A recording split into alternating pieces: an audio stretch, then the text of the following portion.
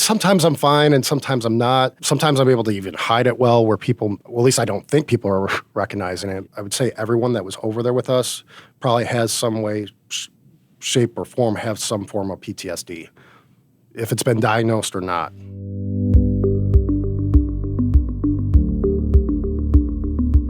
I'm Jim Hessler, and this is Path Forward, Real Conversations about Leadership. In every episode, we're having real conversations with real people about real issues, about the journey, about the challenges, about the joys.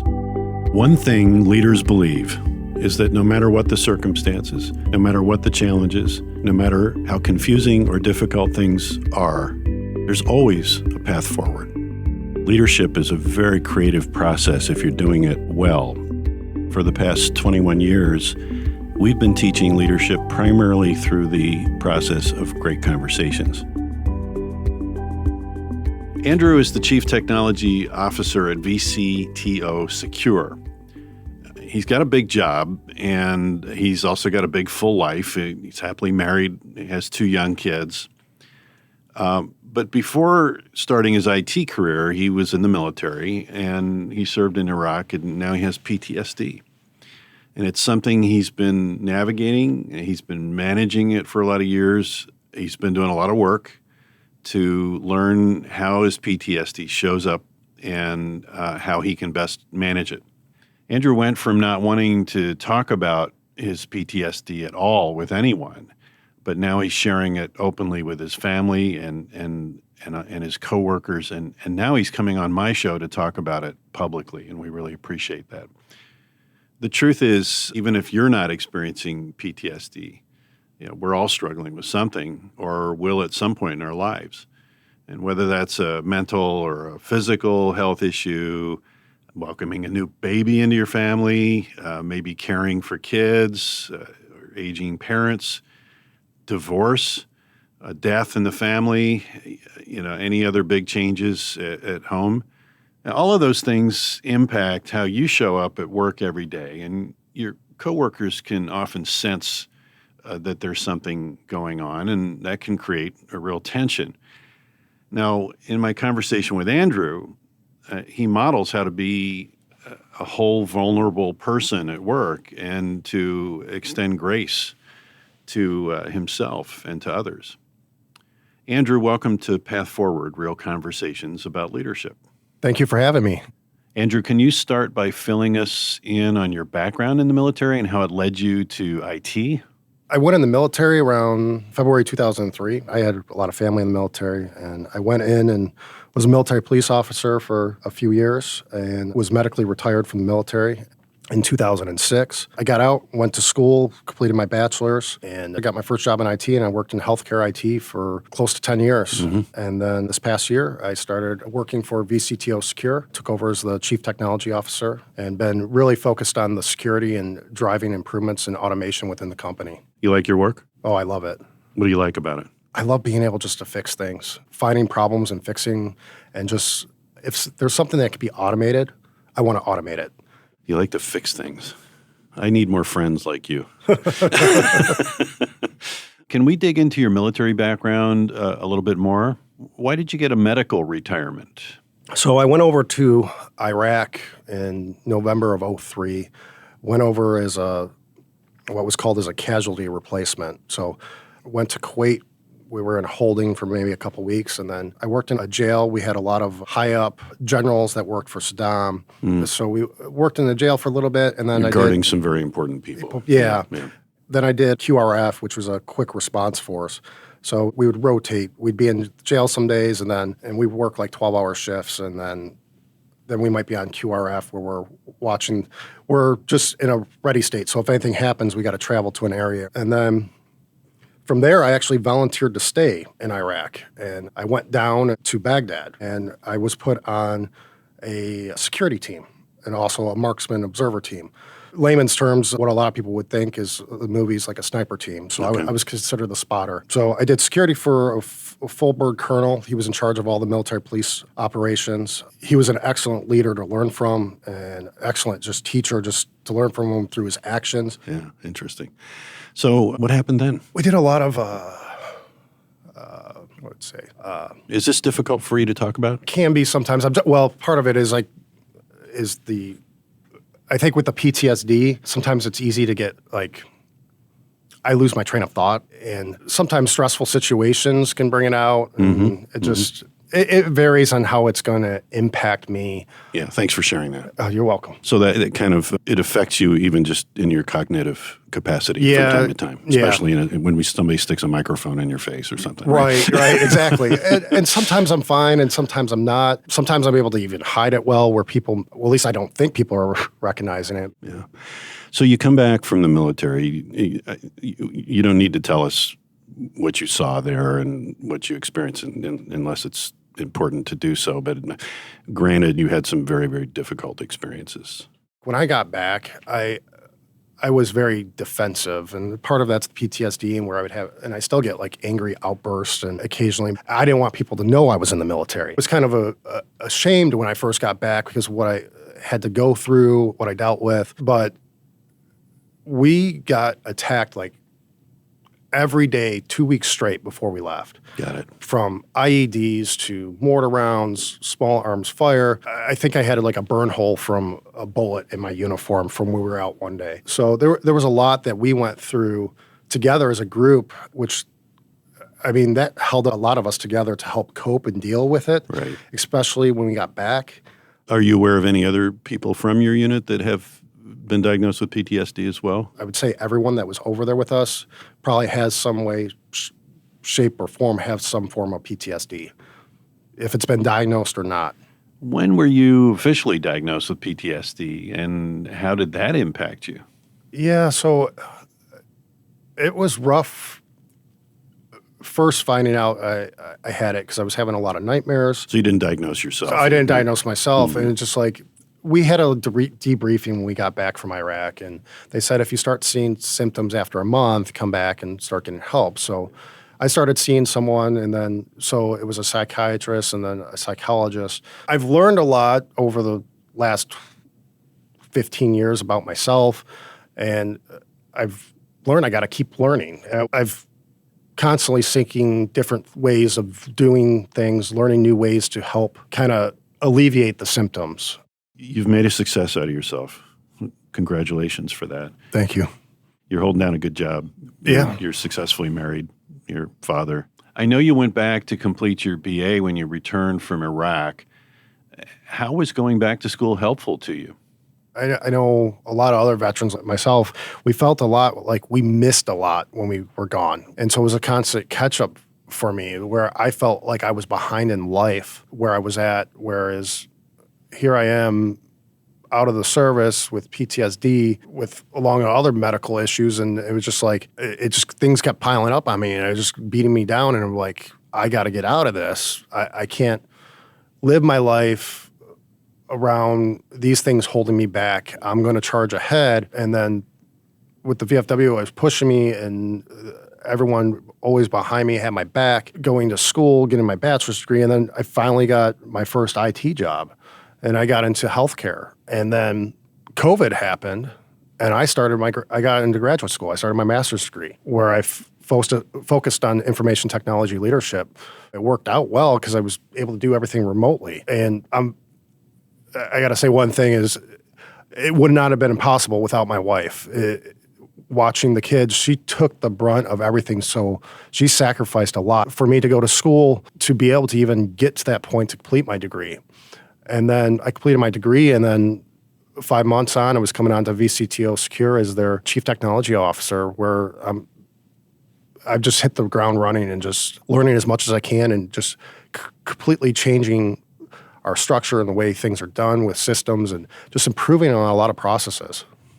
I'm honored to be on the board of directors of a business called Skills Incorporated. Skills is located down in Auburn near Seattle. And they're an aerospace company, and 50% of their workforce is disabled. And one of those disabilities is PTSD.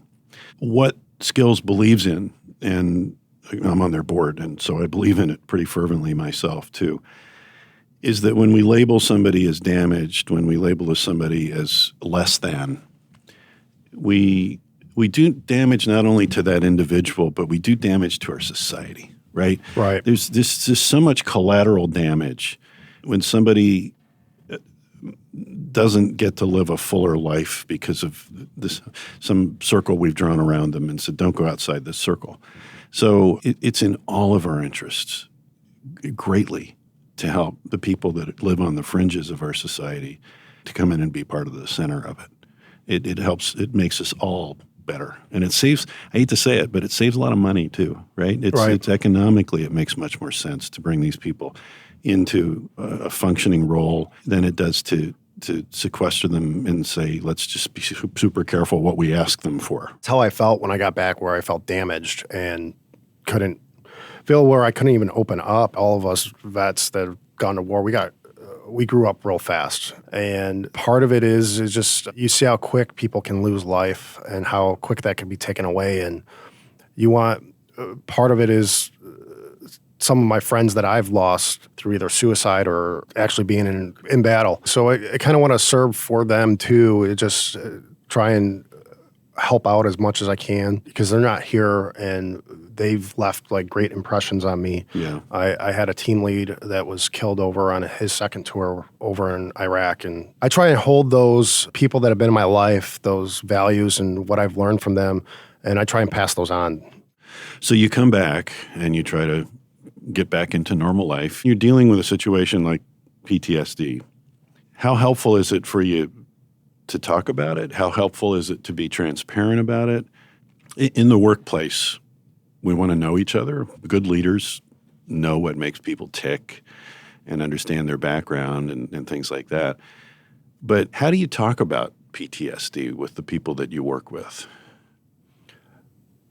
See, that's a tough one. For the longest time, I would try to hide it, would try to minimize it, and I would say probably within the last 2 years, I started talking about it more. What was it that prevented you from wanting to talk about it? Maybe it's just an internal fear, in a sense that people are going to judge me or be afraid, or how are they going to take it, and how do I express it? Because I know with me and my wife and the kids, we've come up with like a key word where we'll call it chocolate chip cookie time. Just phrase it out when I may be experiencing some symptoms or I need to be kind of left alone, which just, that for us made it easy for us for our family dynamic. But I haven't come up with a way for how to do it with work, and maybe this is a way of doing it. But I guess we could have chocolate chip cookie time at work too, couldn't we? Yeah, we could. It sounds like part of your maybe fear or hesitance in talking about it is it's not so much that it brings the memories back for you, but you're just concerned about how the other person's going to react to what you're saying. Right. They're going to treat you differently, or they're going to get weird and clumsy and uncomfortable in your presence. I've watched as that happens, people just all of a sudden get all kind of like weird because they want to be sympathetic. They want to show concern for your situation, but they really don't know what to do, I think, with the information you've given them. Is that a fair? Yeah, that's a completely fair assessment. And so they like, do I need to be more careful around this? Do I need to treat him more gently? Should I be careful what I say, what I don't say around him? And again, it's not just PTSD we're talking about. We're talking about all kinds of situations where we meet people who, they're in abusive relationships, or they have a terminal illness, or they're formerly incarcerated people. I've worked with them before where, how do we talk about this, right? How do we talk about this? And I guess I didn't want you to bring you on the show and have you give us a tutorial, but I am curious about kind of what works and what doesn't work. If I was your coworker, what would you want me to know about your PTSD? I guess the big thing with PTSD, at least for me, and I know everyone's symptoms are different, like I'll have trouble concentrating, or I can get focused and I'm zeroed in on something. I think a lot of us that struggle with PTSD, a lot of us like a adrenaline rush because we miss that adrenaline rush that we had during the war. And part of that is we act out in ways to get that adrenaline rush. Even if it's generated through anger or acting out in some way. And I think that's why the anger comes out, and it's not intentional, but I think a lot of us will do racing or do some extreme sports of some sort. Yeah. I think that's the one thing a lot of us have struggled with as we've come back is integrating, because we don't learn how to shut that adrenaline off. So I try and channel it with my IT and go to the IT and try and channel it to focus my energy, because that gives me a rush working on things. Yeah, that's a really, I mean, it's just what you've just told me in the last couple minutes would be enormously helpful for me to know about. Right. I had an employee who was diabetic, and he didn't want to tell me he was diabetic. He thought if we knew that, we wouldn't hire him. So he never told us. And he damn near went into a diabetic coma at work one day, and we didn't know what was going on. We had no idea he even had diabetes. So when we hold that information back from our employers, maybe we reduce the risk that they'll judge us ahead of time. But how important is it? I mean, it's so important for us to know that stuff. Right. And then you just have to hope that your employer is, sympathetic to the situation. So I find it very interesting. The adrenaline part of this is something I don't think I'd heard before. So is there a tendency to kind of create some drama, or is there a temper issue sometimes with this? Or are you going to blow things out of proportion sometimes? Yeah, sometimes I have. And I know I've done that, blown things out of proportion. I think sometimes the conflict creates that rush. I've been going through therapy since I got back from Iraq. Good. I'm glad to hear that you're doing that. Yeah, I think one of the big things was, even when I was in the military, it was kind of frowned upon to go admit that you need help and get help. Yeah. As you're warriors, you're not supposed to show any weakness. And part of it's fear because of what's going to happen. Am I not going to get promoted? Am I going to lose out on rank? Because that was all possibilities depending on what type of unit you were in. I had excellent leadership that I worked with, and they worked with me and helped with me until I was medically retired. But I know others probably weren't that fortunate. So it's always been hard because you got that pressure from society in general where it's kind of been frowned upon, and mental illness isn't really it's starting, I think, recent times to become more of a focal point and more people talking about it, which I think helps me even just coming on the show today, which as I've seen more people come out and talk about it more, and I think it's better for awareness. In the work that we do, Path Forward, we really strongly emphasize the relational aspect of leadership. It's just really knowing who you're working with.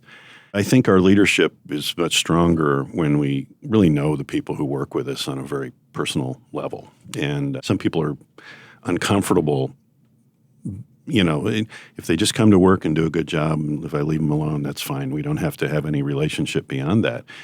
But this is such a central part of who you are now, that for me to work with you and not know that, but then you're a partner in that, right? Because you're going to have to share it with me. Right. And then I'm going to have to be a partner and say, okay, you just shared something really important about yourself, but you've also given me an opportunity to help you. Right? Because if I recognize these patterns and I know what your triggers are, and we have safe words or whatever we have, and I can say, okay, here we go. Do we need to end this meeting, or could you go code for a while or something, right, to calm you down? And we can talk about PTSD specifically, but there's a bigger issue here, because in a much less difficult way, we all have triggers, and we all have things that cause us to shut down, and we all have things that drive us crazy. And the more we can recognize that in each other, the more we can help. It raises for me a really interesting question, which is, as awful as it's been to have PTSD and as much of a challenge as it's been, are there ways that you've grown as a human being because you have it that you might not have otherwise? Yeah, I would say definitely, because I know there were some points where I got into different coping mechanisms to use, where it would go through. I was going stints of alcohol, where I was drinking a lot when I first got back, and then I realized that was a problem, and I stopped. And I drink occasionally, but not to the extent like where I would. You're not numbing yourself. I've learned that I need to do things in moderation, so I can't go full in, and that's where I kind of channel a lot of my energy towards IT. So I focus a lot of that in the learning aspect, where a lot of my energy goes, to help alleviate a lot of the symptoms. And it helps me focus and stay kind of a little bit organized. Is there any type of work that you would be unqualified for because of your PTSD? Would I want to not have you as a policeman in my community or something? I don't know if it would necessarily disqualify me. I guess it would depend how bad my symptoms Yeah. were and how I was reacting. I wanted to be a police officer at one point. I really wanted to get in the FBI. Like, that was my dream at one point. But that evolved and changed because when I got back, I was like, okay, this isn't for me. I can't do this. I don't feel comfortable doing this because I knew myself. And I think that's that I learned is you got to know yourself and what your limits are. Yeah. And if you're not putting limits on what you're doing to really focus, where it's going to put you in a spot where it's going to put you in danger or something like Right. that, where it could really aggravate it worse. And yet, having said that, you probably have some pretty incredible skills that you learned in dealing with Yeah. difficult situations too, right? I mean, there was a lot of difficult situations we had to deal with. One of the things that helped me actually when I got out of the service was I got involved with my local VFW. And then Veterans of foreign wars. my first meeting, I was elected commander. Wow. They could see right away that you had a leadership presence about you. I struggled my first year, but I grew from that. I learned a lot from the post and the people there, and there was a community. And I think that's the big thing is having that community of people to help support you. The people we work with should be part of that community, shouldn't they? Yeah. Those of us that have never had to deal with something like PTSD, I know we might need some coaching, Right. right? You know, what does it mean to be part of your community? How can I be part of your community? Of course, I have to want to, right? I have to care enough about you as a human being to participate. But I also need to know things that I might do that would be unhelpful. Is there behavior that people have had towards you because of your PTSD that you found unhelpful? I guess the hard thing for me is usually confrontation because I don't know which way I'm going to go when dealing with it.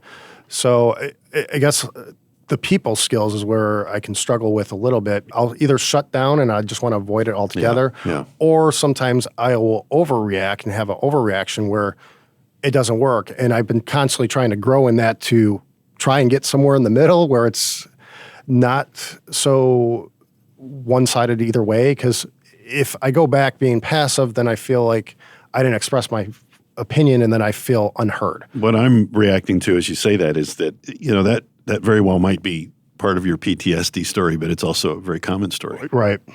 It's maybe, in a lot of ways, the most common story I hear from people is difficulty in having challenging conversations with other human beings. It's hard, right? Right. You're not yet 40, so you've got a good runway ahead of you to do some really cool things. What's your vision for where you go? And again, what limitations might you see because of your PTSD would affect your future plans or your goals or your aspirations?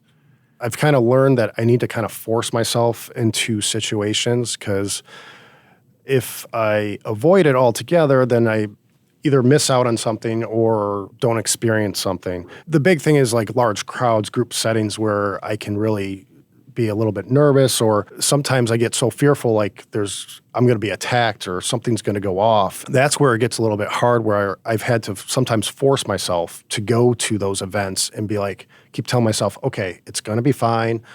Nothing's going to happen. Those make you kind of vigilant. I always seem to have a heightened awareness, so I'm kind of usually will scan the room anywhere. So it just, sometimes it's a blessing and a curse because looking for things and I'll catch things if it's something is going to happen. Right. But at the same time, I'm exhausted by the end of the day or at the end of the event. So that's kind of one of the limitations I could see as far as if some events may hold me back from going just because the symptoms that I'm experiencing are so bad at that time. My voice inside is basically saying, don't go. You've gotten a lot of help. You've gotten therapy. You've made a community with the VFW and things like that. Do you know of people who've pretended that there's no issue there and have suffered because of it? There was a couple veterans that I had served with that they came back and they took their own life. And I've thought about that early on with the drinking and stuff. It helped that I had the support that I had. I had my family I could talk to. I had the community at the VFW where I could talk to, and I had friends I could talk to. Some people don't have that, or don't know that they need it so much. Right. Yeah. Wow. I've managed a lot of people. I was a business executive, and I've had hundreds of people reporting to me at various times in my career. One of the challenges I've had in my leadership career is that if I see somebody in the workplace overreacting or having a really difficult moment of acting out or temper or something like that, there's a tendency, because we're business people, we want to dissect the circumstance and we say, well, what was it that upset you so much, right? And kind of try to solve the problem at kind of a tactical level. And there have been times when I have seen people really struggling in one way or another in the workplace. And I've sat down and said, I need you to tell me what's really going on here. And a couple times I've done that, and people said, nothing's going on. I'm fine. I'm just pissed off because Bob didn't file his report on time or something like that. But I always feel like when somebody's really struggling that way and they're acting out in that way at the workplace, I don't want to play amateur psychologist with them. I really don't want to do that. But I want to let them know that I noticed that there's something going on here that doesn't seem right or doesn't seem normal. And I think, probably there's HR people out there listening to me right now. They're like, no, you should never do that. That's the purview of the medical professionals, and it's not a boss's role. But I think there is a role to just say, I notice you're struggling with this. I notice that you've kind of broken out and had some difficult conflicts with your coworkers or whatever. And I'm just curious if we can talk about that and explore why that's happening, right? And I don't know very many business managers that will have that conversation with their employees. I used to have that conversation with my employees when I noticed things are up, where they're acting off. I always tried to know my employees. I had a really good manager. He had me go, I want you to go talk to everyone, come back to me in about a month, and tell me one thing about everyone that you learned. Yeah. And I would make a list. I love that. And I went down and I would know my employees and I would try and learn like their likes, their dislikes. Bob's a soccer coach. Yeah. Sally grew up in China or, whatever, just something interesting that makes them a more rounded image for you rather than just a coworker. But by learning your employees, you can easily tell signs when something's off. If someone is having a rough day, I go, hey, go get off the phones for 5 minutes. Go take a breather. Go take a break. Because I used to work in a call center, so it's a pretty stressful environment when you've got healthcare providers calling and they're upset their computer's not working. And it would sometimes go in spurts when I was even an analyst. Some days you just get beat up on the phones. Yeah. And other days you're not. So just taking a break, a 5-minute break, letting someone go, get away for a little bit can help get the air. I always found it was easier not really asking what's going on. Let them get the breather first. Right. Then talking to them to see, hey, what's going on? Everything all right? Because that usually calms someone down. You go walk, you burn some energy. That was one thing I used to love doing, was just walking. If you say, well, that's not acceptable behavior in our department, don't ever do that again, that conversation just shuts down. That person just doesn't ever want to talk to you again. If you say, this is what I noticed, I care about you as a human being, let's talk about what happened and how we can maybe prevent it. I think that's just so effective when a leader does that. And you've had people that do that well with you, and sounds like you've tried to do it for others. Learning to be a leader it's constantly evolving. I'm almost 67 years old and I'm still learning it, trust me. So, You're constantly adding new skills to your tool belt, basically, to approach situations differently. And sometimes you could use the same tactic with one employee versus another, and it's not going to work. You got to kind of meet them on their level and communicate with them on their level. I would imagine one of the tragedies of PTSD is that if people are unable to deal with it in a reasonable way or a helpful way, they almost become unemployable. And that's doubly sad, because I think work would probably give a lot of people an opportunity to give their life purpose and focus and meaning. So I think that's probably one of the things that's probably been helpful for you, is you have a meaningful career. Absolutely. I mean, that's the one thing that's always drove me further to keep growing and keep learning it. I love helping people with computers. I love fixing them. I like learning everything I do. It's just like my whole purpose in life is I want to change the way we fix computers and just help people in general. So if you left your company that you're working for now and went to apply for another job with another company, what would you feel obligated to reveal? Would it help you understand what kind of a potential employer you're dealing with to see how they reacted to that? I guess there's two sides of the coin with that. Other people have told me, don't say that, don't mention it at all, and don't ever mention it. Or there's the other flip side that you be honest and just mention it, and you can kind of just lay down your poker hand and just see where the cards lie. So you have a boss, and you, at times in your career, you've also had employees who reported to you. Would you be less likely to reveal it to an employee, for example, than you would be to a peer or a boss? I'd say early on, I would have been more likely to reveal it to a boss.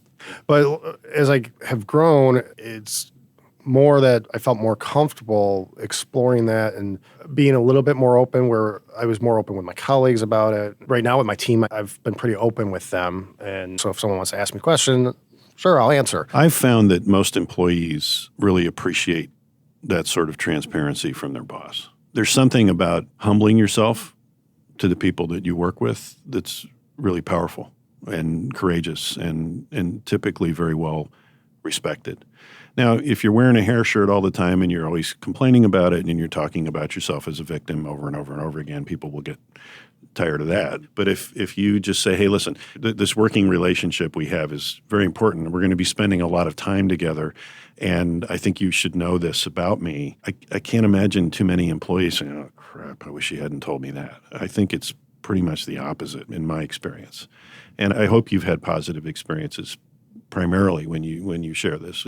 Has anybody just like freaked out and run for the hills? Or No, I can't think of anyone freaking out over it. I think I have some friends that I've seen that are pretty open on it, that they'll share on Facebook, and they're pretty open about their mental struggles and everything they got to do. I think it's sometimes helpful for a lot of us because I think sometimes we get so focused on whatever we're doing in life that we forget other people are struggling. Are there any accommodations that you would suggest employers provide? Do you need a room you can go and scream or throw some pillows around, or do you need a walking path outside the building so you can? What might you suggest would be helpful for somebody to give safe space and room for that?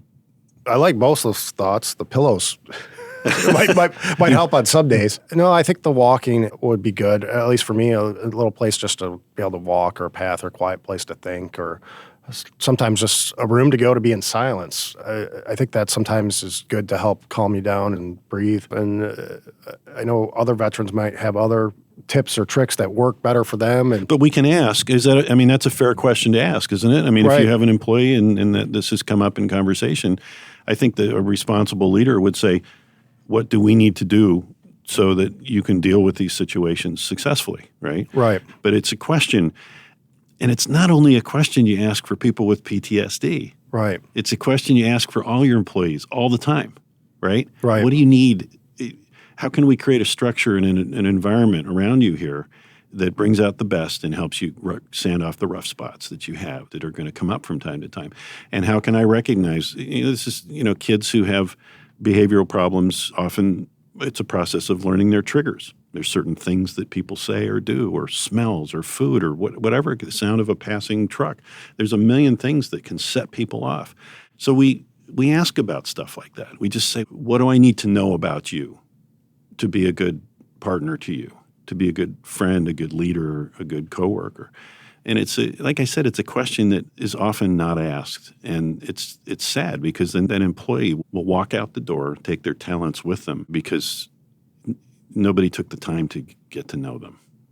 I guess I want to say that the thing that probably people say to you all the time, which is thank you for your service. I'm never sure how well that's received and whether that comes across as just kind of superficial. But I know you went over and did some amazing work on my behalf. So I want to acknowledge that. Thank you.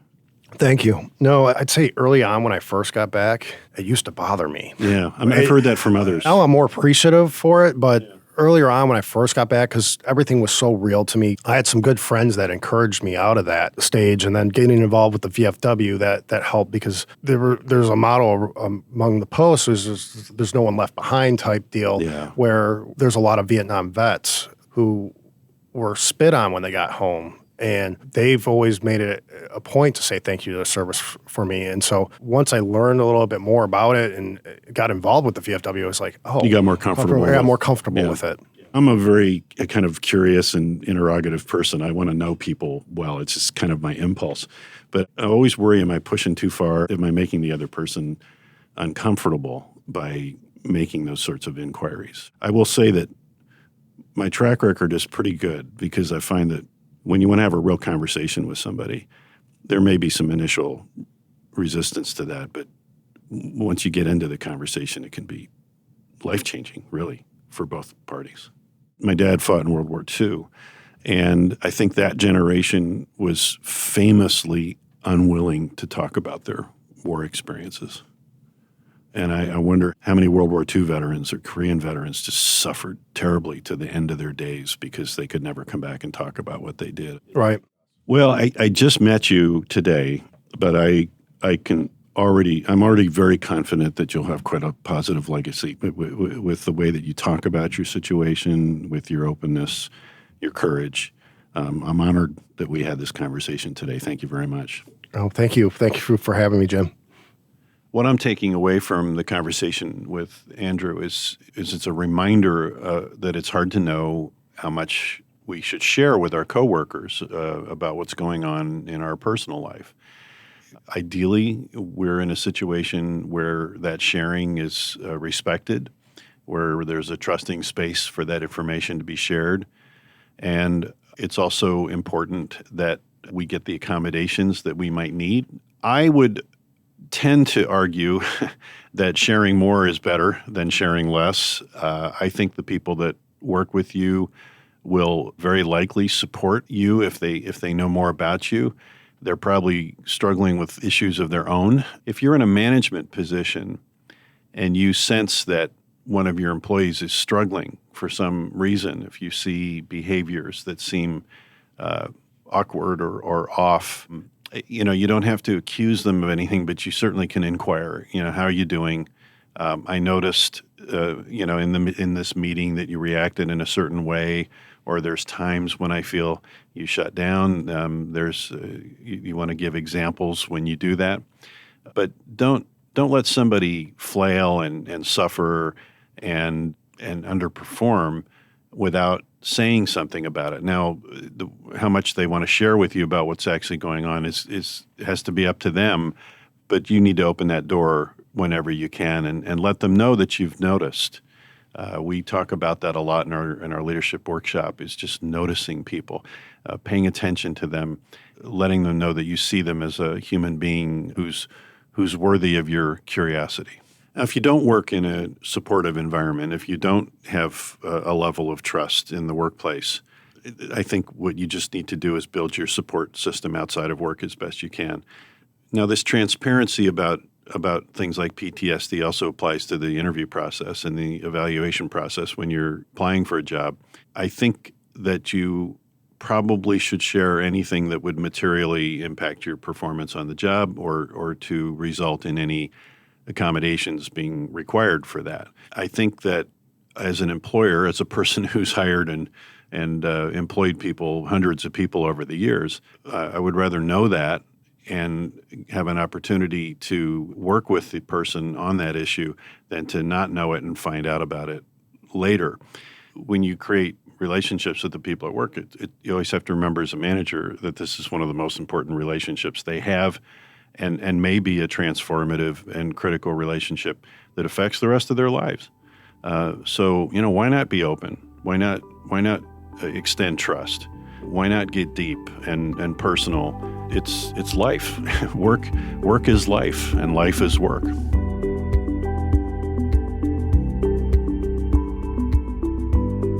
Well, thank you for listening to Path Forward, Real Conversations about Leadership.